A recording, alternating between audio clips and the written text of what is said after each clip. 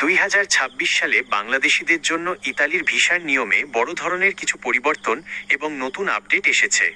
বিশেষ করে work visa, ডিক্রেটো ফ্লাসি, family reunion, নুল্লা ওস্তা এবং স্টুডেন্ট ভিসার আবেদন প্রক্রিয়ায় ঢাকার ইতালি দূতাবাস এবং ভিএফএস গ্লোবাল বেশ কিছু নতুন নিয়ম চালু করেছে। নিচে মূল বিষয়গুলো সহজভাবে তুলে ধরা হলো। 1. ফ্যামিলি ভিসার ফ্যামিলি রিউনিয়ন জন্য ওয়াক ইন সুবিধা। যাদের ফ্যামিলি ভিসার লিগ্যাল পেপার বা নুল্লা ওস্তা আছে, অ্যাপয়েন্টমেন্ট স্লট পেতে দেরি হওয়ার কারণে অনেকের কাগজের মেয়াদ শেষ হয়ে যাচ্ছিল। এই জটিলতা কমাতে নতুন নিয়ম করা হয়েছে। মেয়াদ শেষের 30 দিন আগে সুযোগ। যদি আপনার নুলা ওস্তার মেয়াদ শেষ হতে 30 দিন বা তার কম সময় বাকি থাকে, তবে আপনি অ্যাপয়েন্টমেন্ট ছাড়াই সরাসরি ওয়াক ইন নির্দিষ্ট কিছু তারিখে ঢাকায় ভিএফএস গ্লোবাল সেন্টারে সকাল 8:30 থেকে সকাল 10:30 এর মধ্যে ফাইল জমা দিতে পারবেন। নোট: সাধারণত ইস্যুর তারিখ থেকে নুলা ওস্তার মেয়াদ থাকে 6 মাস। 2. স্টুডেন্ট ভিসা আপডেট জুন 2026 শিক্ষাবর্ষে যারা ইতালিতে উচ্চশিক্ষার জন্য ইউনিভার্সিটি পোর্টালে সফলভাবে রেজিস্ট্রেশন করেছেন, তাদের জন্য সুখবর।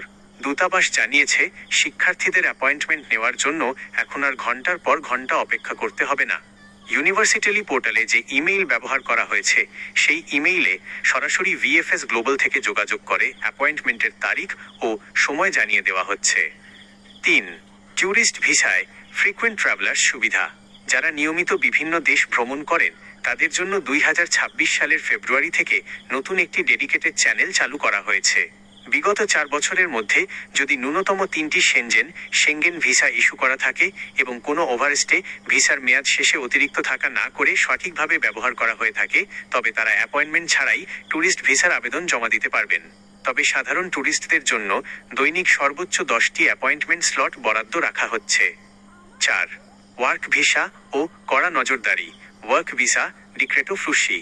ইতালির স্পন্সর বা ওয়ার্ক ভিসার ক্ষেত্রে জালিয়াতি এবং ভুয়া নুলা ওস্তা ঠেকাতে 2026 সালে কড়া স্ক্রিনিং চলছে।